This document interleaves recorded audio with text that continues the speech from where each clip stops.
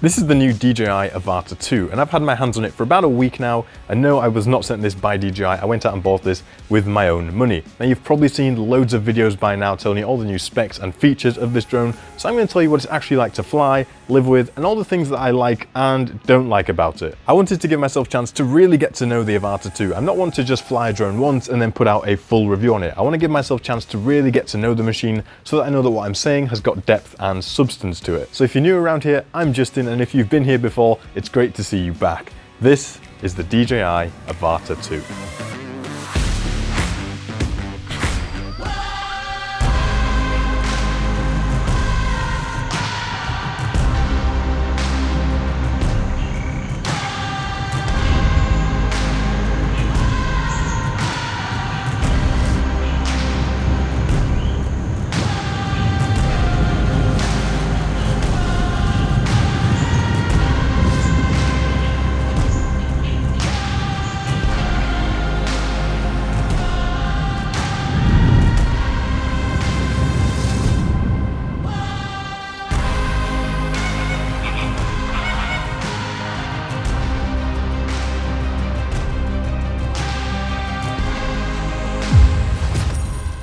So first up, we're going to take a look at the actual drone itself. Now, how does it actually fly? Well, for a Cinewhoop like this, it flies incredibly well. I do have to say, DJI have done a very good job in getting this thing to fly exactly how you would expect it to.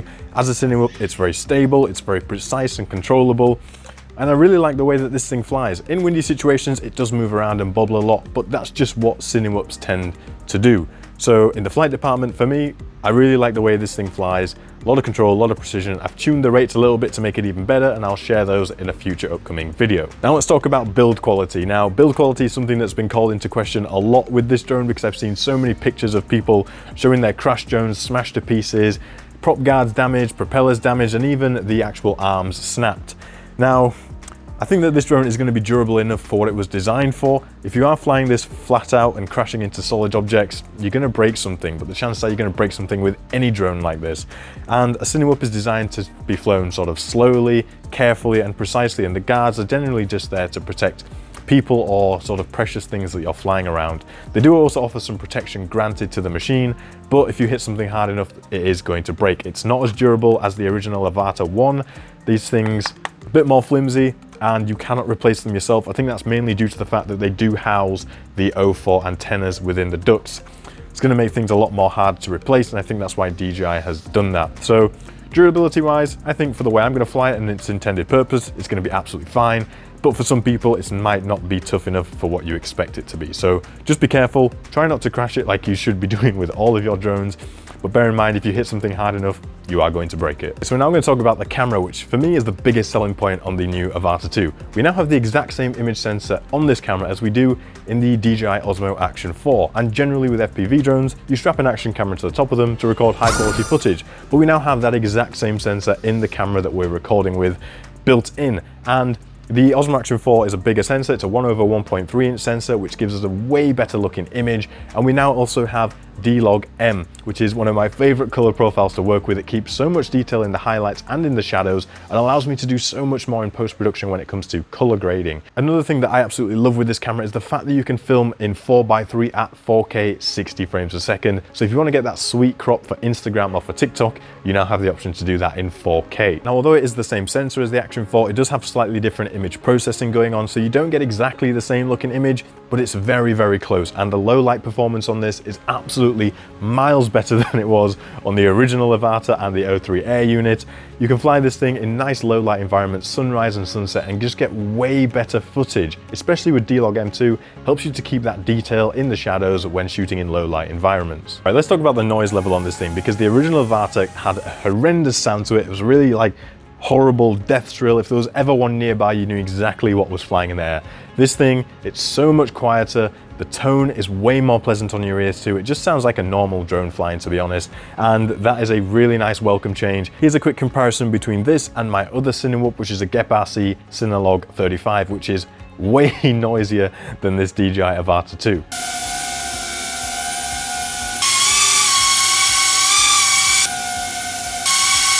So because this thing is so much more quiet and less invasive, I feel way more confident pulling it out in more situations and just getting more shots because I don't feel like I'm annoying people as much. Okay, let's talk about the batteries on this thing. Now the batteries clip in like they do on normal DJI drones. It's not like the Avata or the FPV series where you had to plug in another connector. You just click it in, nice and easy, easy peasy. Now the battery life is absolutely incredible on this thing. It flies what feels like forever. It just keeps on going and going and going. But one bonus of getting the 3 battery charging hubs, you can also do battery accumulation. So you can press the button on the side, and if you press and hold it, the batteries are going to start accumulating so that the battery with the highest voltage is going to take power from the batteries with the 2 lowest voltage, and it can help you get a bit more flight time if you're in a bit of a pinch. Okay, let's talk about the SD card slot. So I went into a DJI shop just to try and see if I could manage to open the SD card slot on the original Avata one and see what it was actually like to live with. And it was absolutely horrendous.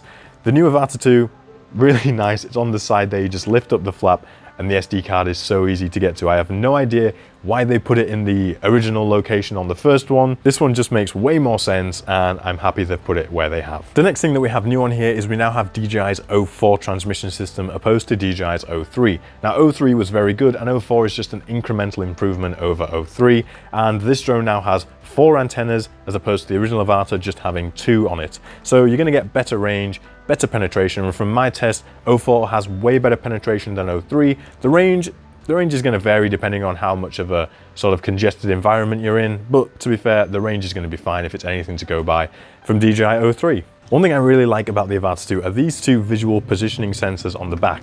These things make flying indoors so much easier. It's so stable when you try and fly this thing indoors. It holds position so well because it's got that visual positioning system going on. These are not obstacle avoidance sensors as some people think they are. This is just a visual positioning system to help the drone fly more stably, especially in indoor environments. Okay, so those are all the things that I like about the Avata 2. Let's talk about some of the things that I don't like. And to be honest, there's actually not a whole lot that I don't like about this thing. As a general, I think it's a fantastic piece of kit. The main thing I don't like how long the batteries take to charge. They take forever to charge. I'm just going to intersect here because I can already hear you all typing in the comments. You just need to use a 65-watt charging brick and it will charge in 45 minutes per battery. I know that. I've been using a 30-watt charging brick. The reason I've been using a 30-watt is because I feel like most people are just going to have a 30-watt charging brick laying around the house from previous drones or appliances. I didn't actually have a 65-watt charging brick before this. I have ordered one so I can charge my batteries more quickly, but just using a 30-watt like most people are going to do out there, the batteries do take quite a long time to charge. And I mean all 3, not just individually, because you're charging all 3, aren't you? But apart from that, there's really nothing that I don't like about this thing. For what it is as a Cinewhoop, it flies exceptionally well. It'll do some basic acrobatics, but it's not a freestyle drone. It's not designed to be doing all these crazy flips and rolls and crazy maneuvers that you would expect from a freestyle drone. If you fly it as it was intended, it flies really well. It'll capture those really nice, slow, intricate shots close to people, indoors, and it will still also do some mountain dives if that's your sort of thing. It's just not going to do them as well as a full freestyle FPV drone. Okay, so that's everything about the drone. Now let's talk about the new Goggles 3. Now, they have a new mounting system, which is different. It's good, but it's also, I find it to be bad in some different aspects. See, it's really nice and comfortable to get it on your head. It does still take a little bit of positioning to get it just the right place so you can see the full screen clearly. But the main thing that I struggle with is when you just want to lift it up just to rest it on the top of your head while you're doing something, it feels really unstable and feels like it's just going to fall off at any moment. Whereas the previous sort of the Goggles 2, I did manage to get them to fit really well with different foam, and I could just lift them up and rest them on the top of my head, no issues. But to be honest, I don't think they're any better, I don't think they're any worse, I think they're just different, to be honest. Some people will prefer them to the previous ones more than others, but for me, the change isn't so big in that aspect. We've got a similar built-in battery design as we have on the Goggles Integra, and we also have this similar sort of adjustable system on the back there so you can get it fitted at the correct tension. Now for me it's not a huge difference because with my Goggles 2 I did have an aftermarket sort of headband on there where I could just clip the battery in and have a much shorter cable, so I didn't have to worry about cables running everywhere. But it's still nice to have it built in. The battery life has also been really good. I've had no issues with running out of battery on this thing, so that appears to be fine. The screens do offer a smaller field of view than the previous goggles, but to be perfectly honest with you, I don't really notice that because you can see the whole screen clear from edge to edge. As long as you can see a nice picture, the field of view is more than big enough for you to fly the drone. So it's fine. And when it comes to transmission and reception, like I said before, the same thing sort of goes with the drone because the drone is talking to the goggles.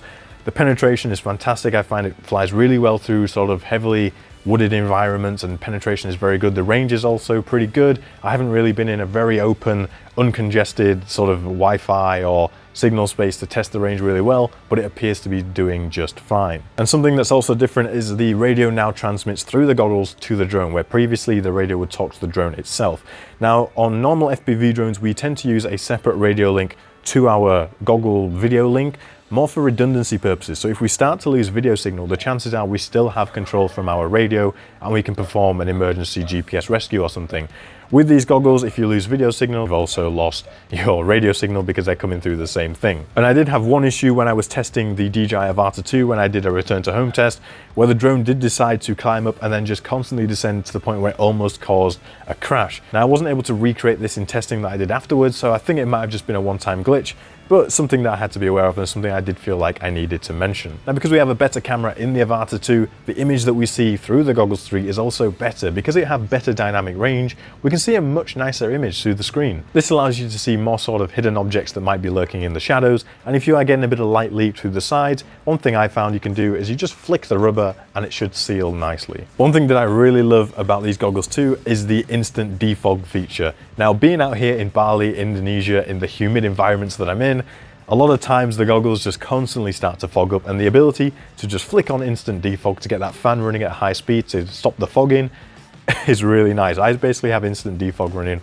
almost all the time because it's so humid out here. Now let's talk about the control mechanism. See, we now have a control stick up here opposed to the sort of swipe touchpad that was on the Goggles 2. Now it's different, I don't mind it. I didn't really have any issues with the touchpad on the Goggles 2, but this is it's just different. You know, it's not better, it's not worse in my opinion. It's just different. The Goggles 3 also now feature pass-through thanks to the two cameras that we see on the front of the goggles.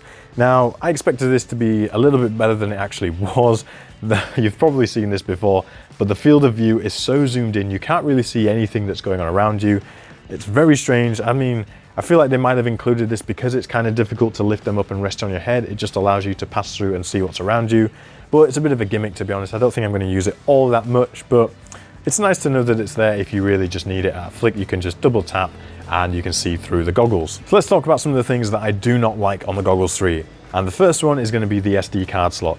The SD card on this thing is so freaking hard to remove, you have actually no idea. If you have no nails, you've got no chance. I have to get the SD card reader tool and push it in so hard just to be able to get the SD card to come out. In my opinion, it's just been recessed in too far and it's just too difficult to get out. The other thing that I don't like is DJI did not give us any lens protectors for the Goggles 3. They came with the Goggles 2. Why don't they come with the Goggles 3? I'm just worried about constantly getting these things scratched up when I'm putting them away. So because of that, I've ended up keeping the bit of packing foam that came with it, so I can just put it in between the goggles and the battery strap while I put it away. Because if I scratch up these lenses, then my image is just going to be terrible. I don't know why they didn't include a lens protector. They really should have done. All right, now we're going to talk controllers, and I'm going to start with the motion controller. I mean, it's okay. It took me a minute to sort of get my head around how it actually works when I first started using it, but it's fine, to be honest. I mean, it's a tad on the small side, to be honest. I do have very big hands. I do find it a little bit small, and I often get my finger stuck in here, and then I'm just like trying to get it out again. But I can definitely see some situations where flying with the motion controller is definitely going to be advantageous, especially when doing sort of indoor things. I think the motion controller offers a lot of benefits over the traditional FPV style controller. So it's something that I didn't think I would use, but to be honest, I think I will be using it going forwards. And overall, after flying a couple of batteries with it, I mean, I kind of liked it. It was okay. I mean, I'm still going to predominantly use the FPV controller, but this is fine. The one thing that I really don't like about this motion controller is this record button is almost impossible to find once you have the goggles on and you're like this. It's just so hard to feel where it is. If they just made it raised or something so you could feel a bit of a bump with your finger, it would be so much easier. But for me, being able to press that record button is a freaking nightmare. Okay, let's move on to the FPV3, and this is the controller that I have been using the most while flying the Avata 2. Now, it fits really nicely in the hands, it's nice and lightweight, and it allows you to fly in manual mode, which is what I'm most interested in. Now, to fly in manual mode, you are going to want to adjust this left stick so that it stays where you leave it and doesn't spring back to the center. You do that, you just peel the back cover off here and you tighten both screws. Make sure to tighten the one that loosens the spring first, that's the one on the right, and then adjust the screw on the left, tighten it until the resistance feels just about right. Now, if you've never flown manual mode before, please do some training in a simulator beforehand. You can use something like the DJI simulator or Liftoff, or the one that I personally use is Velocidrone. So please get some hours in the simulators before you head out flying manual mode. It is something you do need some time to get your head around, but once you figure it out, you'll be fine. Something that I really like about DJI's FPV products is the fact that you have this pause button. So if things get a bit out of control and you're sort of confused at what's going on, you just press the pause button, the drone will just self-level no matter what orientation it's in, and it's just going to sit there and wait for you to sort of calm yourself, have a deep breath, and carry on. It also comes in handy because you can just press the pause button while you adjust your camera settings, or like I've been doing very recently while I've been adjusting my rates, and then I can unpause, fly around again, see how it feels, and if I need to make some more changes, I can just pause again and do the same thing. Now, I've actually made quite a few changes to the rates for manual mode on the DJI Avata 2. I thought they were pretty bad out of the box, so I'm going to make a video on that coming up very shortly. Make sure you're subscribed so you're going to catch that video when it comes out. Other things to note, the antenna is now gone. The radio now talks to the goggles, which in turn talks to the drone, so we don't need an antenna on these anymore. And the gimbals are absolutely fine. I mean, they're not as nice as the AGO ones on my Zorro Max, but they're absolutely fine. They feel nice, no issues there whatsoever. My main gripe with this thing is just trying to get the thumbsticks out when I'm trying to fly. I find it so hard to dig these things out, and I often slip and then end up cutting my finger with the sort of raised sharp edges of the stick. So I mean, that's my only little picky thing with this, but apart from that, it's absolutely fine. Overall, I think that this is a truly fantastic drone. As a Cinewhoop, you really can't go wrong. It does everything that a Cinewhoop should do, and it does them exceptionally well whilst recording fantastic video natively through its own camera. It's also got insane battery life and all of those safety features that we've come to know and love from DJI. I didn't think that I would be using this motion control at all, but I will definitely be using this in the future. I'm going to be flying this drone an awful lot over the coming months, and I've got loads of helpful videos lined up to make your life easier when using the Avata 2, and I'm really excited to see what I can capture with this machine. And if you're new to FPV and you want to see a video of me comparing my freestyle drone to my Mini 4 Pro, check out this video here where I put them up against each other. And if you want to see me doing a low light test of the Avata 2, this video right here has some stunning footage of me testing this in some really magical scenery. Thank you so much for watching, and I'll see you in the next one. Bye bye.